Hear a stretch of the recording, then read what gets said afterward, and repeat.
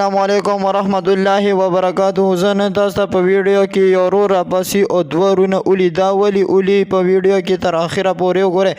کو ویډیو هم خوښه شوه نو روشنی کلیک سبسکرایب کړئ. یو ورور راپسې او دوه ورونه اولی د اختر په شپه باندې ډیر بې دردۍ سره د هغه د یو ورور پکې واړه زامن د کرې په کور کې اوسیږي. ورځې بعد د هغه لاش معلومیږي. واړه بچي دي هغوی ورپسې جاړي او د ده لاش 3 ورځې بعد ملاویږي.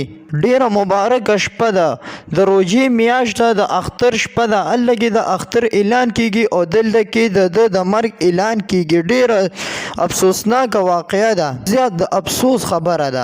د هغوی نه وس نیس روزګار شته. یو پلار او هغه به ګاډی چلولو، نور زامن نه سر روزګار شته. یو زوی صرف دکان دی. د هغوی دومره د کرې په کور کې اوسیږي، دومره څوک نشته چې د هغه تپوس وکړي. 3 ورځې بعد هغه معلومیږي. هغه لاش 3 ورځې بعد معلومیږي. ډیره زیاته مبارکه میاشت ده، د اختر شپه ده. دا ډایرکټ جنتی دی. الله دې ول جنت ورکړي. الله دې ول د زامنو له د زړه صبر ورکړي. په زامنو باندې اختر غم شو.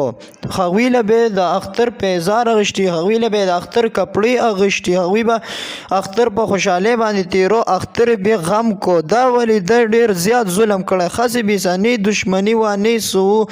دا بلار به وته گاډي به وباسو، بیا به راوسو کور کې به او چې زامن به اورانه وکونو، بلار به په زامنو غلطي راړو. او دا یو رور را پسې ظالم او خپل رور وجني. ډیره د افسوس خبره ده. خاصه به سه وجني نیس دشمنی ده وینیس او هیڅ سیم نشته. خاصه به سه وجني. الله دې ول جنت الفردوس ورکړي. کو زموږ ویډیو هم خوښ شوی نو روشنی کلیک سبسکرایب کړئ. الله پامان.